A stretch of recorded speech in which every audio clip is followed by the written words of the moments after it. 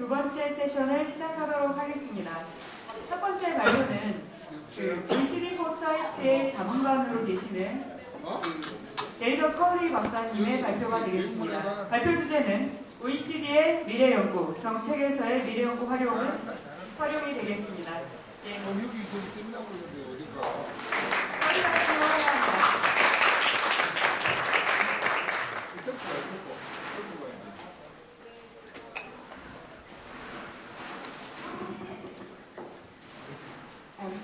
Hello everybody, thank you. First of all, I'd like to thank the hosts for having me today. My boss, Dr. Angela Wilkinson, who is the Councillor for Strategic Foresight of the OECD, was initially invited and wanted so much to be here that she ended up sending me in her stead to explain to you a little bit what the OECD is doing in the space of strategic foresight at the moment, because we're currently undergoing an upgrade in our capabilities. So thank you very much for having me, and I'm especially honoured seeing the high calibre and high quality panel that we have here today. I'll get right to it. So I'm going to start with the key points, so you don't have to pay too much attention afterwards, and you get the entire content of the presentation immediately. So the key points that we would like to impart with you today is, first of all, that the OECD is a forward-looking organisation, that we have we've been in the business of foresight for 40 years, and we have gone through very different iterations in the way that this has been organised, what it has aimed to achieve, and the way that we've worked with our member countries and our users in organising and carrying out strategic foresight. Our mission is better policies for better lives, so we are in the business of creating a better future, and we are not in the business of prediction, we're in the business of peer learning. So it's not about getting it right, it's about unlocking different possibilities for a future. So we're using the future to refresh options in the present. Second point is we're currently undergoing an upgrade, which is mandated by the Secretary General since 2013. And as Barack Obama recently pointed out in his speech at the General Assembly, our greatest weakness today is our inability to get ahead of connected challenges. So this is something that the OECD is trying to address. How do we get ahead of critical uncertainties and connected challenges? And for that, we believe that there is a need for the foresight and the forecasting communities to work more collaboratively together. How do you bring narratives and numbers together? How do you bring the business of forecasting and the business of refreshing different options in the present of the future together to work collaboratively and to inform, reframe, challenge and enrich the kind of information that we consider and the way that and what we come to accept as evidence. Using with users, so we're at the moment prototyping lots of different ways to work with our clients and policymakers, from developing reports to more participatory and interactive manners of working and imparting knowledge, linking policy and foresight communities so that we have actionable foresight, identifying who these communities are. You know, do we have the traditional model of the researcher and the policymaker and then being completely detached in their activities and communicating through means of a report, or has this broadened with technological innovations or policy needs, etc. Third, real impact. So the strategic foresight upgrade is exceptional and embedded. So one of the diagnoses that we carried out that is in the OECD, which informed this particular upgrade, led us to believe that for real impact you can't have a significant body that is completely detached from the organs of policy making.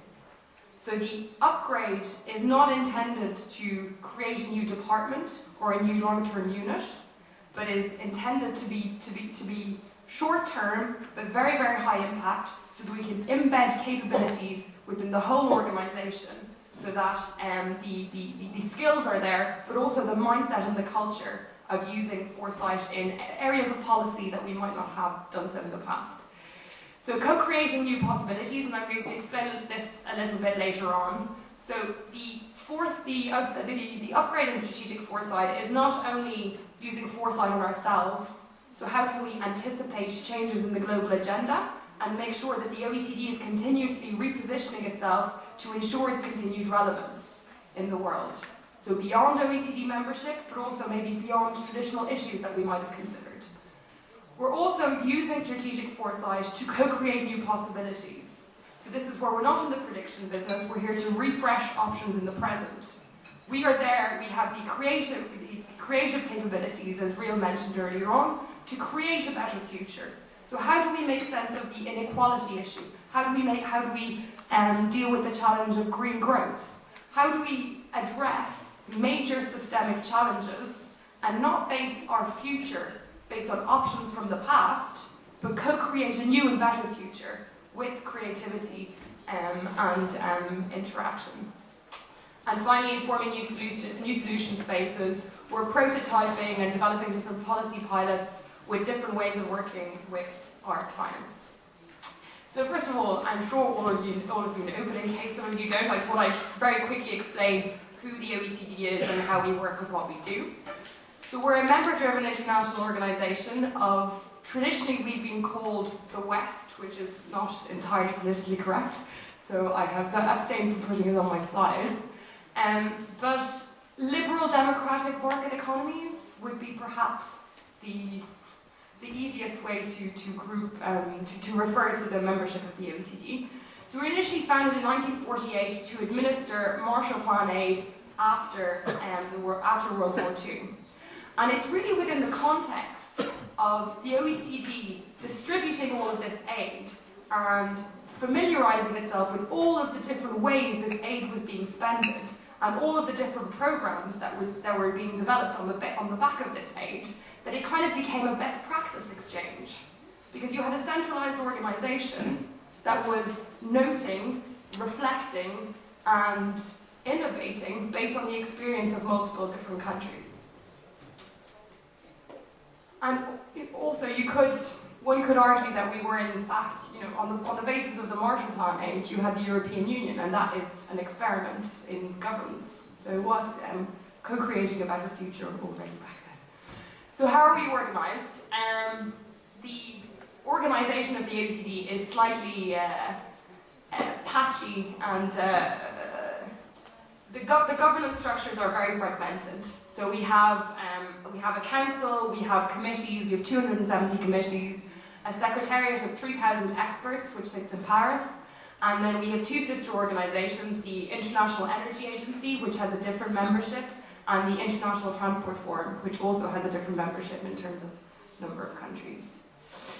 So, what does OECD Foresight help deliver? So what is it that we actually do? So we're different from the European Union because we don't have directives and hard law, but we're different as well from the United Nations in terms of not only our membership, but what we do. So we're in the business of peer learning and best practice exchange of policies, which, as I explained, is kind of born out from the Marshall aid distribution experience. Economic performance is what you usually read about the OECD in newspapers, peer reviews, etc. We're currently trying to go beyond a pro-growth agenda into more multidimensional frameworks, which is why I've noted that here. But mainly we're in standard setting and soft law. So it's voluntary adoption of OECD standards, rules or regulations on a voluntary basis. And also, and increasingly so, encouraging policy innovation. So, just very briefly to look back at the type of foresight that we've done in the past, our perhaps most famous and very high impact piece of foresight was Global Scenarios in 1979, which was actually sponsored by I think it was funded by the Japanese government at the time. And this was a high-level strategic foresight exercise, which was about the OECD and its place in the world. So it was about global shifts and what the OECD should do to better prepare and anticipate. And on the back of this particular report, they founded the International Energy Agency. So this was kind of like a major piece of work which had a major impact of how the OECD organised its own strategic agenda, but also the body of work that it would carry out in the decade to come.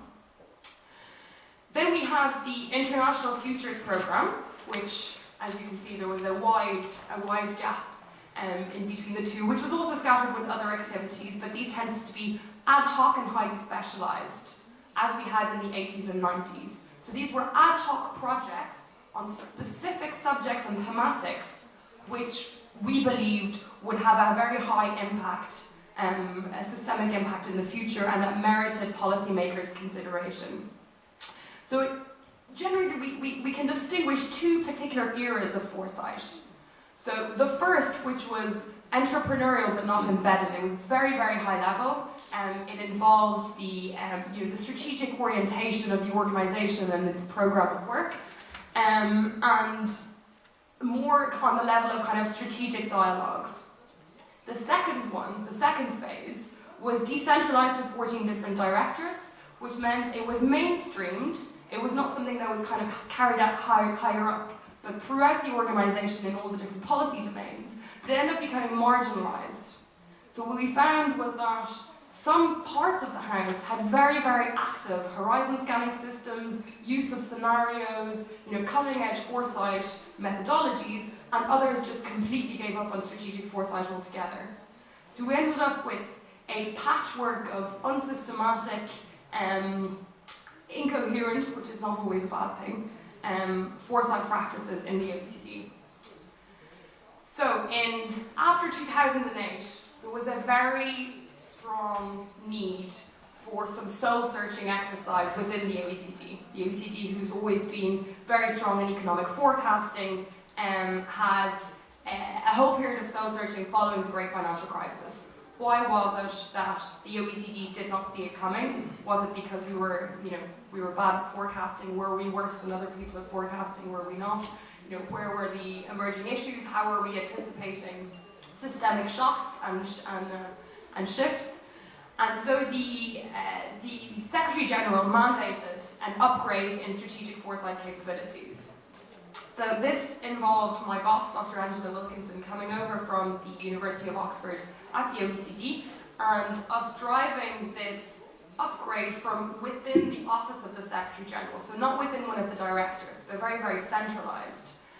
And based on the OECD's experience, but also engagement with lots of different member states and their experience of strategic foresight in government, it was decided that we would not grow a particular department or unit within the Cabinet or within the Office of the Secretary General to coordinate foresight activities.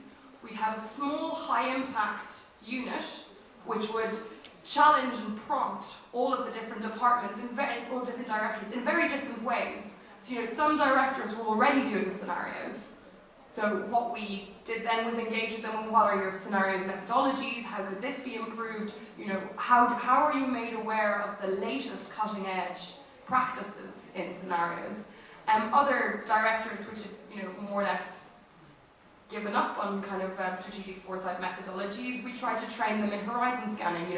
How are you anticipating new issues? What are you doing with this information? How do you make these assumptions explicit in your work? So it was slowly kind of threading, figuring out what the capabilities were and how these could be improved. So as I explained earlier on, is developing foresight and using foresight on ourselves, linking policy and foresight communities. So what we're also trying to do and understand is how is foresight being literally translated or informing policy in different countries. It is organised in a very, very different way. Sometimes there is, an institute for government that, produces reports. Sometimes it's, in the Prime Minister's office that coordinates different activities. So trying to find out who are the decision makers, who's producing the foresight, and what the link is between the two of them, and how can this be improved. And then finally, hybrid methods. So scenarios and simulation, visioning and forecasting, how to bring the quantitative and qualitative communities together, how to make prediction and foresight not exclusive opposing activities, but complementary ones that can enhance decision-making capabilities. So this is a graph that often makes people laugh, but it's one where we try to explain the upgrade in terms of 4 different spaces.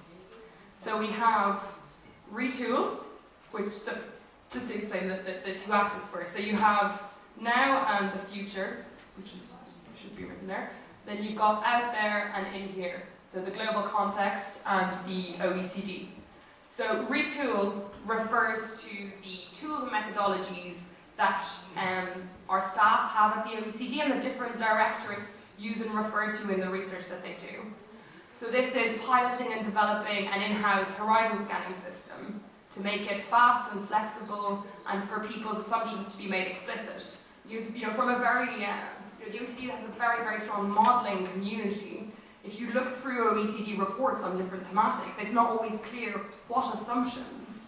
Something very simple like population, demographic change. It's not always explicit which assumptions go into the model. So there's an explicit horizon scanning system. There's getting different directories to use what-if scenarios or different potential shifts that could go and challenge the recommendations and assumptions, so that at the end of the report, when we have recommendations, these can be prompted and tested against different futures.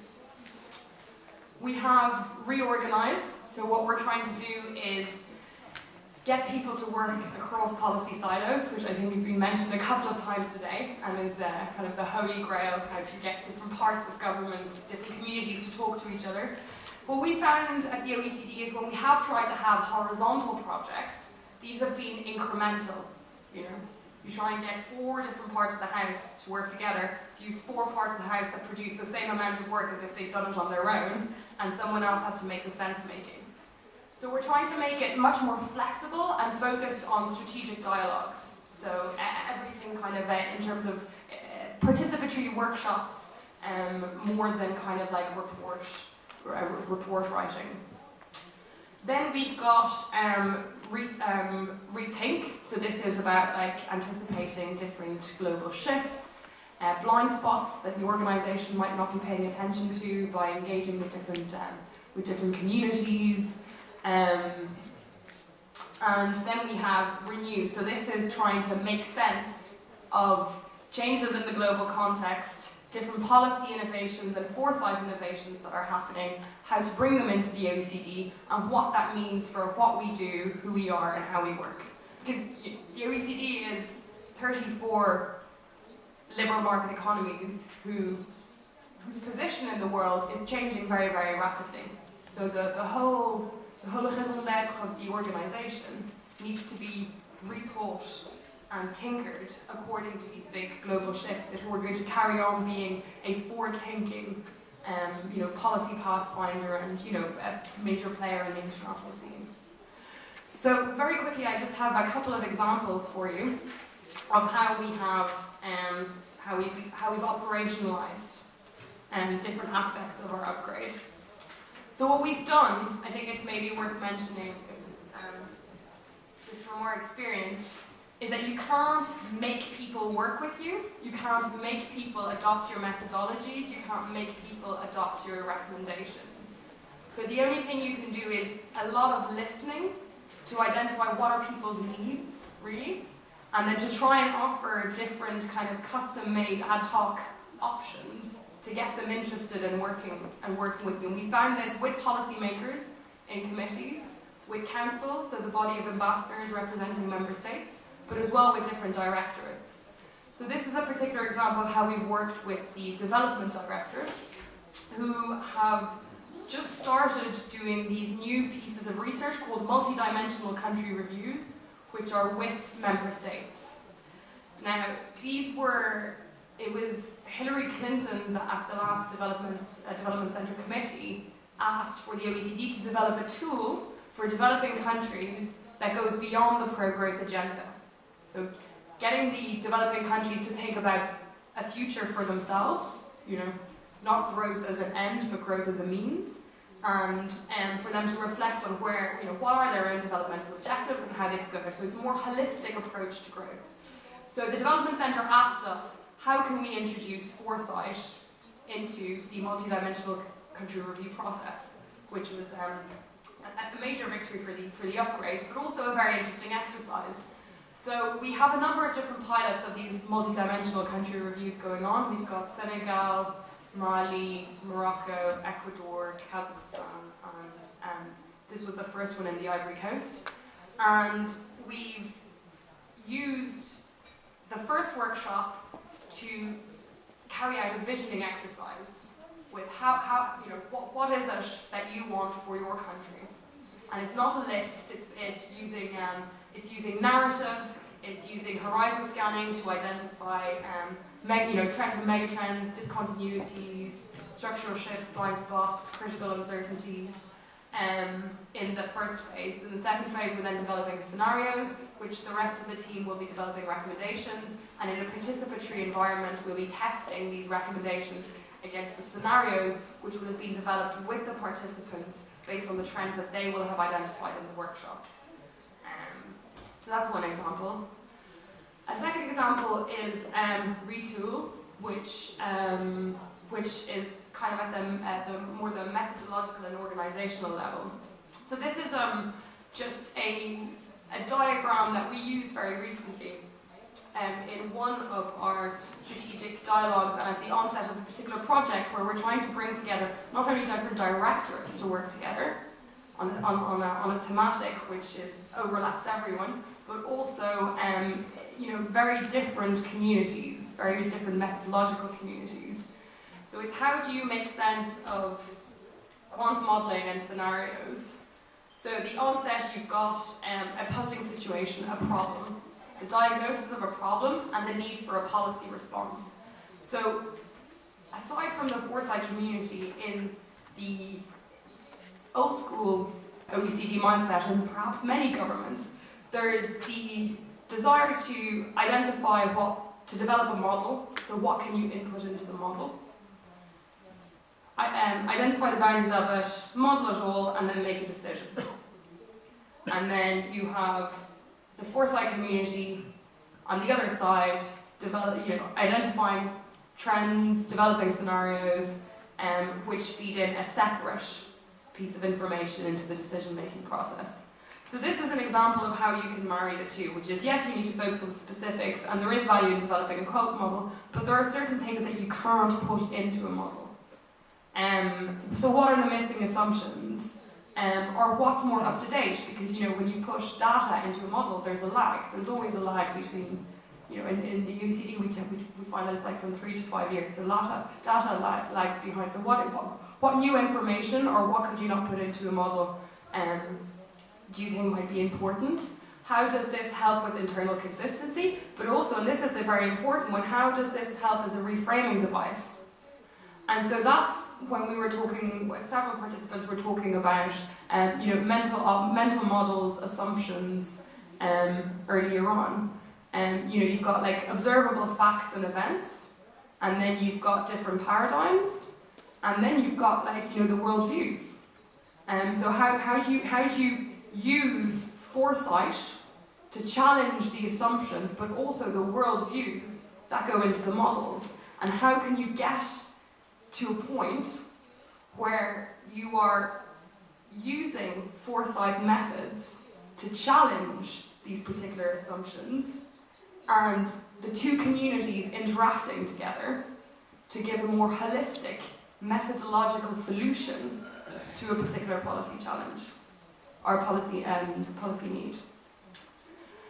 Once you've done this, the next challenge is new ways of working. How can strategic foresight be introducing new ways of working between different researchers, but also with policymakers?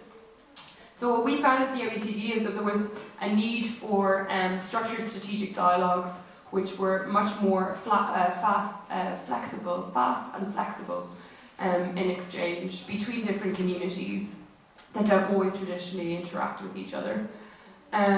Developing like a whole of house horizon scanning system. So at the moment we're prototyping this.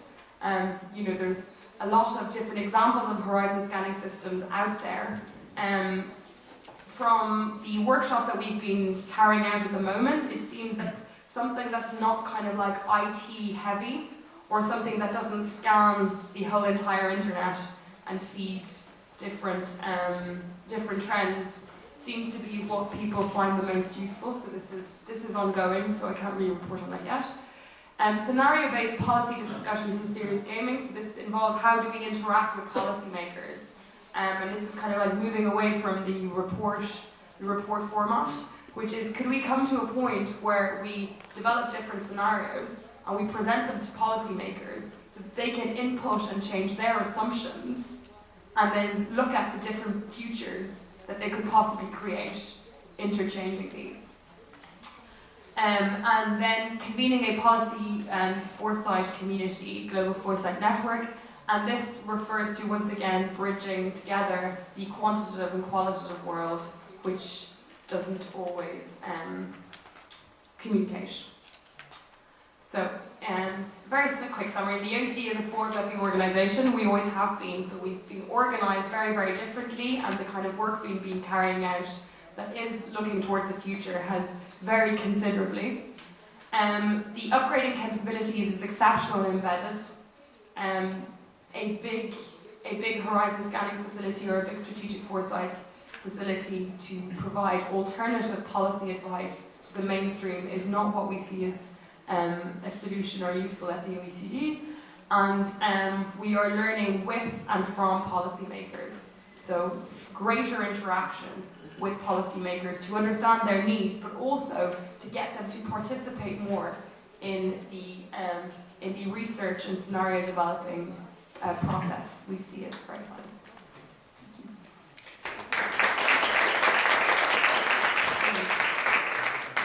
컬리 박사님의 아주 열정적이고 힘이 넘치는 발표에 감사드립니다. 오늘의 마지막 프로그램은 한국 사례입니다. 과학기술정책연구원의 미래연구센터 센터장님이시고 한국이 포사이트계를 이끌고 있는 중요한 분이시죠. 박병원 미래연구센터장님을 모시고 한국의 전략적 미래연구 동향과 정책연계의 방안에 대해서 듣도록 하겠습니다. 환영해 주시기 부탁드립니다.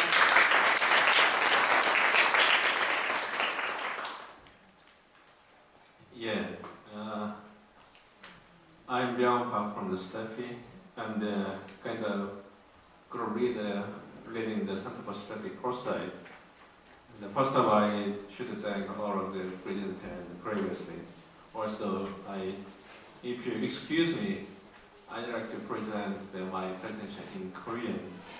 Okay, so just following the order, but I guess the audience should understand what the foresight and how we in South Korea is utilizing foresight to the policy makings. 지금부터 제가 한국말로 하겠습니다. 5개의 앞에 프레젠테이션을 들으시면서 실은 각국이 인터내셔널 오거나이제이션과 포함해서 어떻게 포사이트하고 policy making하고 연결이 되어 있는지 전부 다 굉장히 오랜 경험들을 가지고 있지만 여러분이 느꼈다시피 포사이트하고 실은 임플리멘테이션하고 굉장히 연결하기가 쉽지가 않다. 굉장히 스트러글을 하고 있는 거죠. 실은 우리나라도 아마 똑같은 문제에 직면하고 있는데 컨텍스트 와이드에서 좀 체인지가 있는 것 같습니다. 그래서 제 발표 앞부분에는 past experience에 관련된 얘기들, 그동안에 한국이 어떤 일을 해왔는지에 대한 소개, 그 다음에 그것들에 대한 assessment, 뭐가 잘 됐고 뭐가 못됐고 뭐가 부족하고, 그 다음에는 어떤 부분이 현재 새롭게 이머징하고 있는지에 관련된 약간의 공유, 그 다음에 제일 마지막에 말씀드릴 거는 현재 각 파트에서 일어나고 있는 포사이트 관련된 액티비티를 소개해 드리는 걸로 제 발표를 마치고자 합니다. 오늘 오신 분들이 앞으로 이틀 동안 더 크로스 미팅이 있습니다. 거기서 좀 자세하게 얘기는 나눠줄 건데, 오신 분들은 적어도 한국에서 미래연구, 포사이트들이 어떻게 진행이 되어 있는지에 대한 제너럴 아이디어를 얻으실 걸로 판단이 됩니다. 한국에서 어떤 미래연구, 포사이트들이 어떻게 활용되는지에 대한 관련된 얘기입니다. 그래서 typically 한국에서의 포사이트나 퓨처 플래닝 이런 것들이 실은 이코노믹 디벨롭먼트 쪽에 포커스가 돼 있었죠. 아시다시피 1950년 코리안 워 이후에 저희가 보통 OECD 자료나 이런 데 보시면 1960년 한국의 GDP per capita가 76불인가 그래서 아마 제가 가봉하고 같은 수준이었을 겁니다. 굉장히 배고팠던 거죠. 당연히 배고픔에 대한 해결, 그다음에 국가 경제 발전이다 보니까 모든 액티비티들이 실은 이코노믹 디벨롭먼트에 포커스가 돼 있고, 실은 미래 연구가 이 발전학의 개념에서 실은 도입이 됐습니다. 그때 당시에 저희가 얘기하는 미래는 조금 더 많이 생산하고 많이 소비하고 이런 것들이기 때문이었죠. 그래서 typically 저희한테 굉장히 익숙해져 있는 프레임이 Economic Development Plan인데 every 5 years 이걸 하게 됩니다. 1992년까지 정확히는 아마 92년 이후에는 이게 이제 없어집니다. 이미 그 당시 되면 저희가 이제 5년 탑다운 이런 것들이 아마 필요가 없어질 거라고 판단을 할 거죠. 그게 이제 김영삼 정부에서 YS 어드미니스트레이션이 일어났던 것들입니다. 그래서 여전히 93년, 95년에 이 이코노믹 5-year 플랜이라고 나오는데 이게 이제 스톱이 되죠. 그래서 이제 새롭게 나오는 게 투트랙 시스템으로 나옵니다. 그 당시 95년에서 97년까지 2년 동안 이 이코노믹 롱텀 비전 2020이라는 실은 굉장히 25년 후를 바라보는 경제 계획을 세우게 됩니다.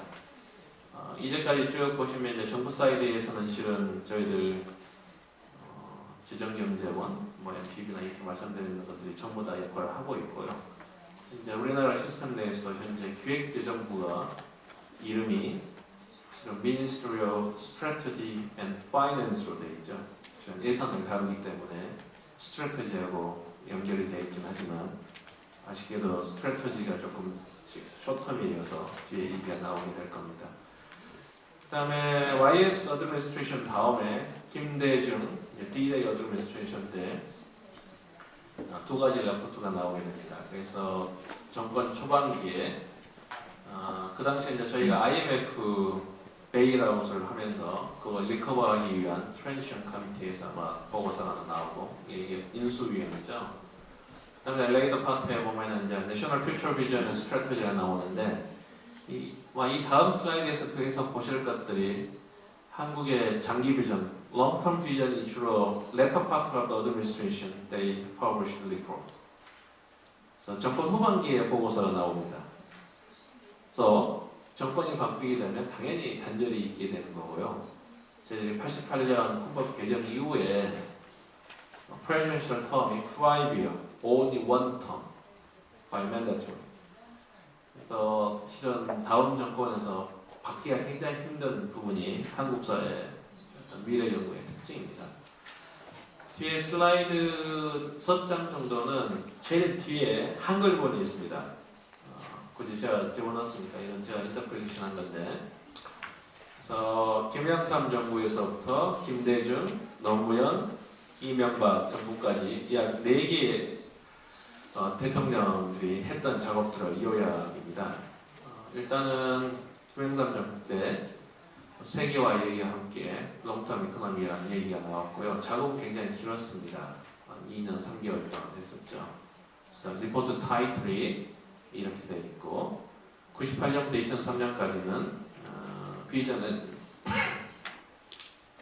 스트레이트 코리안 이코노미 역시 경제 중심으로 되어 있고요.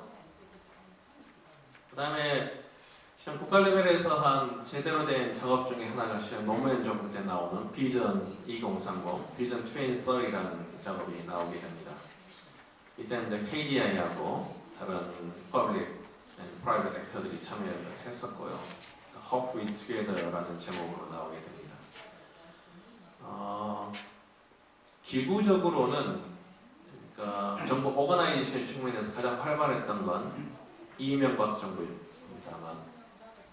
그때 보면 대통령 직속에 Commit for the Long-Term Strategy라는 게 Presidential Advisory Office로 만들게 되고요. 실은 미래 전략관, Senior Staff for Future Strategy가 아마 Presidential Office에 만들게 됩니다. 근데 아쉽게도 주어진 기관의 활과는 달리 그렇게 위대지향적이 아니었다는 게 지금의 평가입니다. 다음 슬라이드에 보시면 그것들이 봤던 타임 호라이즌, 그 다음에 거기서 분석했던 내용들입니다. 저희 함성주 박사께서 했던 표를 제가 영문으로 옮긴 건데요. 이제 이 경우에 21세기, secularly 이슈 베이스로는 타임 호라이즌이 아마 2020년짜리도 있고 2050년짜리도 있습니다. DJ 때는 이제 2011년이니까 한 15년 이후가 되겠죠. 그다음 노무현 정부 때는 2030년 이 타임 호라이즌, 20, sorry.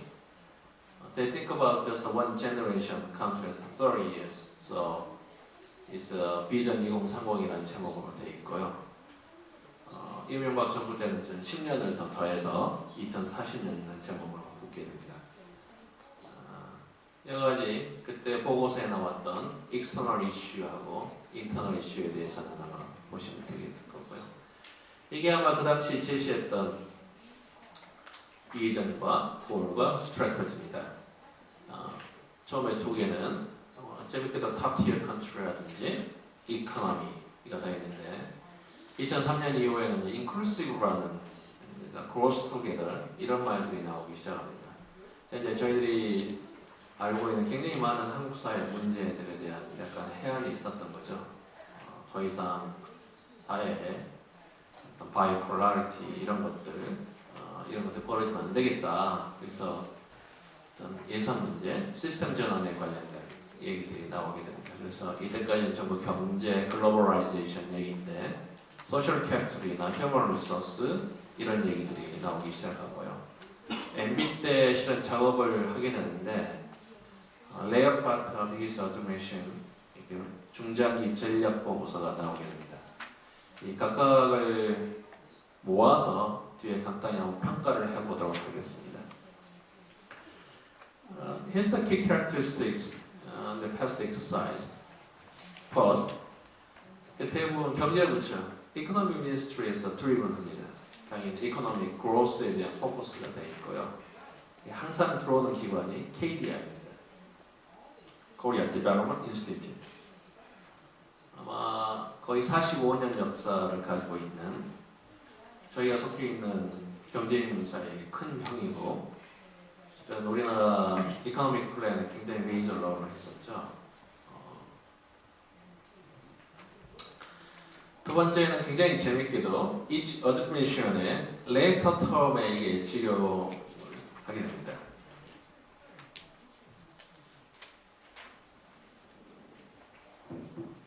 실은 핀란드처럼 매 administration에 퓨처 리포트를 쓰기에 맨데토리로 안 돼 있거든요. 근데 저희 우리나라가 대통령제 시스템 내에서 5-year, one-term on이라는 게 지금 나온 게 1998년 민주화 때 민주화 운동 이후에 헌법을 개정하면서 나온 거거든요.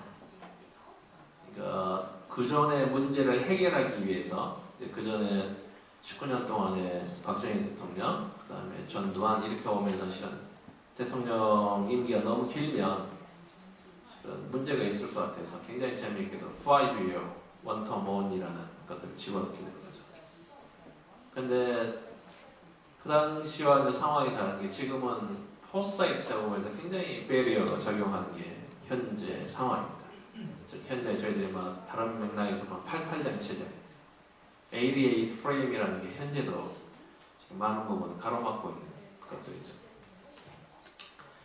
주로 탑다운 방식의 거버먼트 드리븐 돼 있고요. 특히 아마 핀란드나 다른데 특히 싱가포르 케이스로 보시면 시티즌 파티시페이션에 관련된 요구들이 많은데 아직까지 저희가 시티즌에 관련된 참여, 파티시페이션이 거의 없다고 아마 보시면 될 겁니다. 그 다음에 저희가 아마 네 번째는 이제 코리안 퍼스펙티브로 말씀드리는 건 뒤에 다시 얘기가 될 겁니다. 왜 한국적인 재해석, 리인터프리테이션 오브 글로벌 트렌드가 부족했는지는 그냥 나온 게 아니고 저희가 정책을 만들어 오는 historical past dependence가 있습니다. 당연히 아까 제가 말씀드린 one-term on이라든지 later terms에 대한 것 때문에 weak linkage to the action. 티피컬리 이게 정부에서 일어나는 비전 빌딩 프로세스의 작업입니다. 포사이트는 이제 KDI고 재정경제부, 기획예산처. 그래서 스트링 커미티가 구성되고 워킹 그룹에서 각각의 이슈나 쓰임에 의해서 진행되는 게 현재 지금까지 제가 했던 방법들입니다. 아마 이게 오늘 내내 얘기됐던 게 포사이트에 관련된 뭐 굳이 세개로 나누고 싶진 않지만 앞에 스캐닝, 호라이즌 스캐닝이라는 게 있죠. 일종의 미래 신호들에 대한 아이덴티피케이션, 모니터링, 에비던스 게더링, 그 다음 포사이트라는 게 있습니다. 이게 프로블럼 세팅하거나 아젠다를 세팅하는 경우죠. 주로 이제 뒷단에 팔라시로 넘어가게 한 인포밍이나 어드바이저리 펑션이나 퍼실테이션 펑션을 한다고 알려져 있고요. 다음에 이제 스트래티직 팔라시인데 실은 이제 이게 한국의 상황입니다. 코리안 익스피리언스. 아마 각각이 호라이즌 스캐닝을 하는데 싱가포르 케이스나 다른 것처럼 실은 시스테매틱하게 하는 경우가 굉장히 부족하고요. 특히 포사이트 작업도 굉장히 약합니다. 특히 이제 스트래티지 팔러시, 특히 5년 단위의 텀들이 많아지는데 왜 그러냐? 당연히 이유가 있는 거죠. 첫 번째는 한국이 보시면 이제 캐치업 이코노미라고 저희들이 보통 얘기를 합니다. 이미 우리나라 앞에 일본, Japan, or United States, or the European country can be a role model for development. So there is a map, somehow, goals. So 한국이 굉장히 잘하는 게 문제가 주어졌을 때 선진국이 겪었던 pitfall들을 잘 피해가는 굉장히 efficient한 way인 거죠. 그 다음에 저희 한국전쟁 이후에 시스테매틱하게 이제 그전에는 재팬 시스템이 있었지만 헤블리 시간 유나이티드 스테이트의 인플루언스를 받으면서 저희의 교육 시스템에 이런 것들이 곧바로 임플리멘테이션이 됩니다. 지금 내부에서 스트라거나 이런 것들에 대한 염려들이 그런 걱정을 할 필요가 없었죠. 모든 것들이 경제 지표로 질 수가 있었고 그 당시에 아마 내셔널 비전이 be better economically. So, again, given problems, not everything, solve it creatively, considering current context. So, 제 친구인 우천식 박사님 얘기하는 이제 팔라스 엔지니어링, problem solving으로 지금 한국에 얘기를 합니다. Given problem, you apply every method to solve that problem. Mostly, problems given. 그래서 잘해온 겁니다. 리마커블하게. 굉장히 스스로가 저는 자랑해도 될 것 같아요. 외국에서 아마 저희들을 보는 시각들이 여러 가지가 있지만 실은 지난 30-40년 동안 한국 분들 굉장히 잘해오시고 저도 굉장히 자랑스럽습니다. 실은 외국에 갈 때마다 특히 저번에 7월달인가 아니 9월달인가 남미에 갈 일이 있어서 페루를 갔었는데 왜 삼성 로고라든지 LG 로고가 여러 군데에서 굉장히 프라우드한 거죠. 외국에 가면 이제 외국자가 된다고 얘기하지만 그만큼 리마커블한 어치브먼트를 한 거죠. 그러면 아까 미래 연구가 파라스나 어떤 이런 쪽에 말씀드렸는데 그 미래 연구가 없었냐? 아 그건 아닙니다. 실은 생각보다 많습니다. There are many. 저희 홍성주 박사님께서 국제연구원에서 나온 거의 2,000건 가까이에 가까운 레포트를 분석을 해보니까 최소한 거의 150건에서 200건 가까이가 우리가 생각하는 포스사이트 스터디. 아마 저희들이 외부에 공개된 자료만 봤기 때문에 경제인문사회 연구에 그러니까 KDI를 비롯한 기관에서 하는데 여러분 당연히 아시다시피 파리스 리서치라는 게 서머 포스사이트 리서치잖아요. 그죠? 앞으로 5년이나 10년 뒤에. 그래서 실제 오른쪽에 보시면 이게 이슈입니다. 그 다음에 이건 Ministry of Strategy and Finance, Ministry of Education and Science Technology. 아마 이게 2012년까지 보고 결과에서 교육과학기술부로 되어 있긴 합니다. 지금은 미래부로 이름이 바뀌었죠. History of Unifications, and then Ministry of Labor, Defense, things like that. So 전체 주제하고 각각 이걸 진행했던 기관들이 같이 보여져 있어요. 그래서 굉장히 많습니다. 어떤 경우에는 법에 의해서 20년짜리 계획을 만들도록 되어 있어요. 장기재정계획이나 국방계획, 그다음에 국토개발계획 같은 경우는 지금 법에 의해서 10년, 20년짜리 보게 되어 있습니다. 법. 약간 크리티컬리 어세스를 하면 보시다시피 굉장히 프래그먼트 되어 있고 당연히 사일러드 시스템이고 그 다음에 링키지 주도 액션이 당연히 약합니다. 한국의 부처가 굉장히 강한 부처인 건 아시죠? 각각의 부처들이 자기 영역을 가지고 사일러드 시스템으로 되어 있어서 지금 부처를 참 엮어서 협력하기는 굉장히 어려운 부분이 있습니다. 미래연구와 마찬가지죠. 또 우리나라에서 굉장히 잘하는 것 중에 하나가 기술 예측 조사입니다. Technology Foresight 프로그램이죠.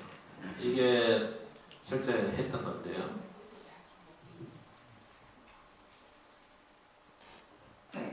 1993년에 94년 First National Technology Foresight 프로그램이 시작을 합니다. 그 당시에는 STEPI가 했었고요. 키스텝하고 분리되기 직전 또 하나의 작업이 시작이 됩니다. Second Technology Foresight Program. 물론 굉장히 heavily technology focused on technology push based, but still 아마 거의 1000개 가까이의 퓨처 테크놀로지를 발굴을 하고 지금 그게 R&D 프로그램의 쓰임으로 들어가는 식으로 되어 있는 게 두 번입니다. 굉장히 재밌게도 2002년에 과학기술 기본법이라는 게 생깁니다. Science and Technology Basic Framework Law 이게 2001년에 생기면서 Technology Foresight 프로그램이 맨데토리가 됩니다. By the law. 약간 아마 제가 외국에 나가면서 물어보는데 아마 기술 예측 조사가 법에 의해서 강제되는 케이스가 그렇게 많지는 않더라고요. But anyway,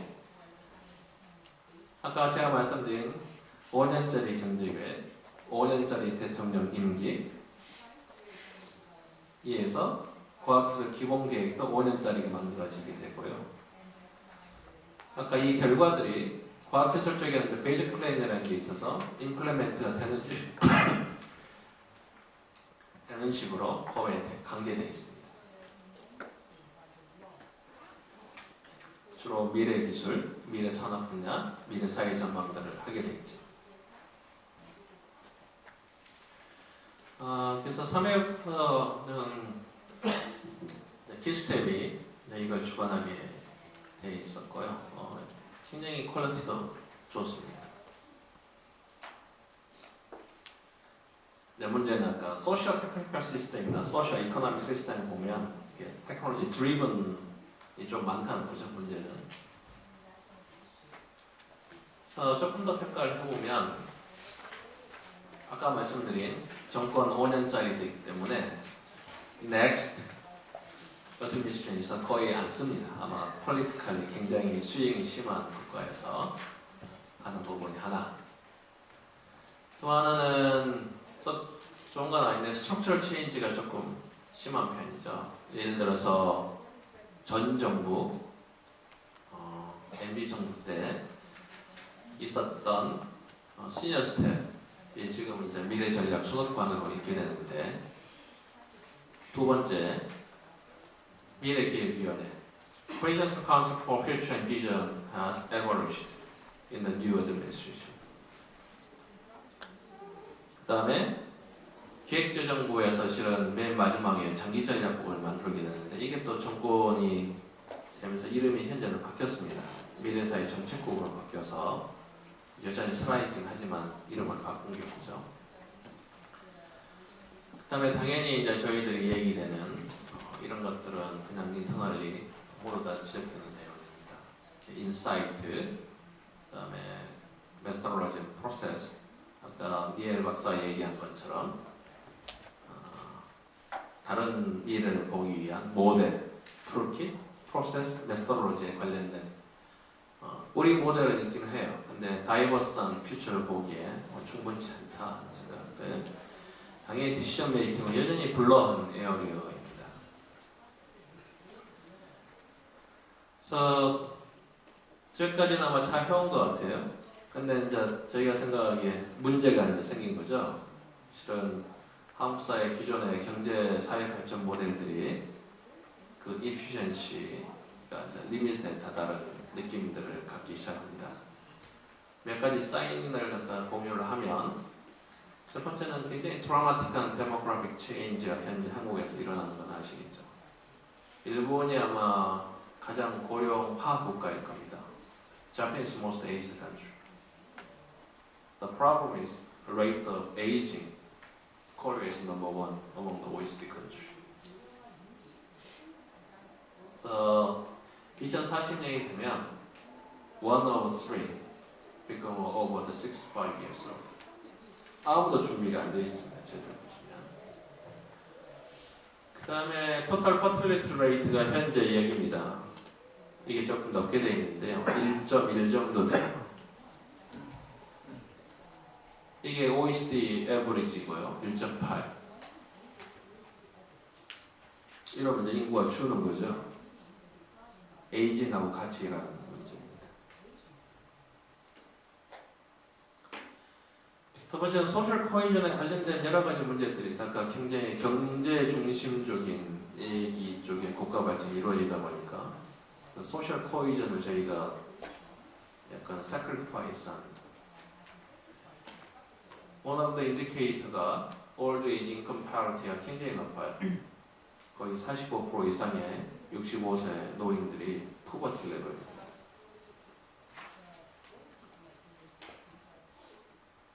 더 알라밍하는 건 수이사이드 레이트가 굉장히 높아요. 이게 시그널입니다, 지금. 이렇게 한국 사회가 전혀 다른 측면에 어떤 도전에 직면한 거죠.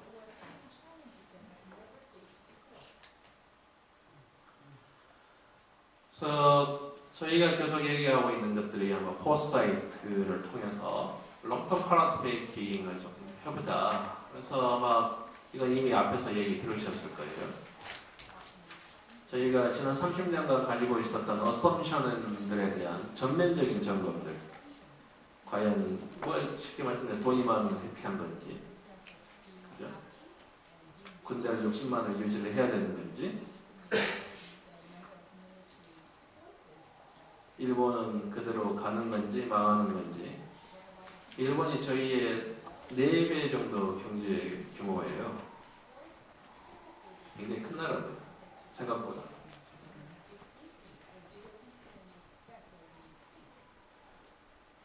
일단 리질리언스라고 말씀드린 내용이 아마 모든 위험을 저희가 막을 수가 없습니다.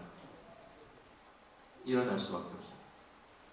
그래서 실은 prevention보다는 어떤 경우에는 실은 resilience, adaptations, recover, and sometimes more transformation to the another system.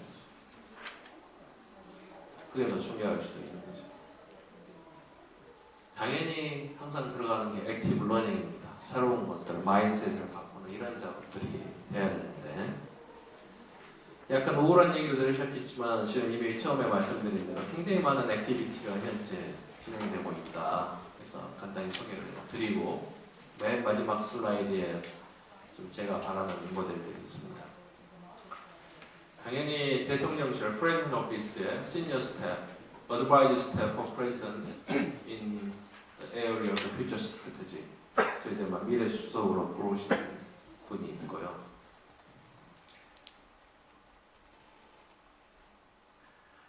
저희들 경제인문사회 연구에 실은 국무조정실 산하이긴 한데 여기에 미래융합 네트워킹이라는 게 있습니다. 실은 1기가 진행이 돼서 지금 2기가 출범이 안 되고 있는데 이 경우에는 지금 8군데 경제인문사회 연구소 그 다음에 나머지 8은 사이언스 앤 엔지니어링 내셔널 랩에서 참여를 해서 진행됐던 프로그램입니다.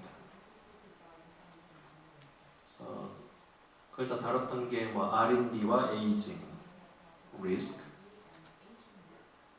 China 2030 from Korean perspective 이런 것들에 대한 숏텀 파라스 프로젝트가 진행이 됐던 거고요. 현재 미래부에 보면 미래전략센터가 니아에 새롭게 만들어졌죠. 그 다음에 당연히 킬스텝에서는 테크닉 포스타임 프로그램이 5년에 한 번씩, 그 다음에 중간중간에 아마 롤링 배치로 진행되는 걸로 알고 있고요. 그 다음에 Ministry of Strategy and Finance에서는 Company for the Mid and Long Term Strategy라는 게 다시 리론치가 됩니다. 이게 지난 정부에 있었던 거고 1년간 쉬었다가 다시 시작이 됩니다. 더구나 재밌는 건 의회, 파라먼트에 스트레티직 포스트를 위한 싱크탱크가 조만간 만들어지게 될 겁니다. 아마 국회, 파라먼트하고 이그제큐티브 브랜치, 우리 정부라고 부르는데 체크 앤 밸런스 부분 때문이라도 실은 의회에 만들어지기를 계속 바랬었는데 굉장히 바람직하게 되고 있는 것 같고요. 아마 이건 그냥 몇 사람 얘기하는 like a Finland case, commit for the future, might be, but they are under discussions. And then 해학에 보시면 교육기관이 하나 생긴 건 아시죠? 오늘도 지금 카이스트 미래전략대학원에서 여러분 오셨는데 카이스트 Graduate School of Future Strategy라는 것들이 현재 2년 됐고요. 석사 올해 처음 나갈 거고 박사과정 학생도 모집받은 걸로 알고 있습니다. 굉장히 포멀한 인스티튜션에 관련된 얘기고 현재 리서치 카운슬 온 포머 이코노미 이런 쪽에 이런 작업들이 언더고잉. 그 다음에 저희 국가과학기술연구회에서 아마 저희 에트리나 정기연구원, 기계연에 보시면 그 섹터 베이스의 기술 예측 보고서 나옵니다. 아마 에트리 같은 경우는 에코사이트라는 제목으로 2부까지 나와 있을 거고요. 각각 기관들이 하고 있어서 굉장히 액티브하다. 맨 마지막에는 감사원입니다. 왜 감사원에서 미래 연구를 해?